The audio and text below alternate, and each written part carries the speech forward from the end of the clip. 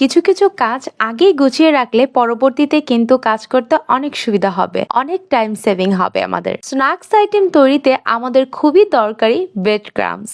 এটি বাজার থেকে কিনে আনলে চড়া দামে কিনতে হবে, কিন্তু এটা যদি আমরা বাসায় তৈরি করি তাহলে স্বাস্থ্যসম্মত তো পাবোই, এছাড়া খুব কম খরচে এটা আমরা বাসায় তৈরি করে নিতে পারবো। তো এর জন্য যে মেইন ইনগ্রেডিয়েন্টস সেটা হচ্ছে আমাদের পাউরুটি লাগবে, আর বাজারে অ্যাভেলেবেল যে কোনো পাউরুটি নেওয়া যাবে। তবে অবশ্যই খেয়াল রাখতে হবে মিল্ক ব্রেড পাউরুটি নেওয়া যাবে না, কারণ এটাকে তো আমরা সংরক্ষণ করে রেখে দিব। প্রথমে রুটিগুলো কেটে নিতে হবে ছোট ছোট টুকরো করে, তারপরে এটাকে ব্লেন্ড করে নিতে হবে, পুরোপুরি মিহি করে পাউডার করা যাবে না। তারপরে কড়াইতে লো আঁচে টেলে নিতে হবে 10 মিনিট। একটু ঝুড়ো ঝুড়ো হয়ে গেলে সাথে সাথে কড়াই থেকে নামিয়ে অন্য পাত্রে রাখতে হবে, আর হাঁড়িটা একটু মোটা হাঁড়ি হলে সব থেকে বেশি ভালো হয়। এরপরে অরেঞ্জ ফ্লেভারের ব্রেড ক্রাম্বস এর জন্য শুধুমাত্র অরেঞ্জ কালার অ্যাড করলে হয়ে যাবে। বাকি প্রসেস একদম সেম, অল্প পরিমাণ কালার অ্যাড করে নাড়তে থাকতে হবে। কিছুক্ষণ পরে দেখা যাবে হালকা রং থেকে গাঢ় রং ধারণ করেছে।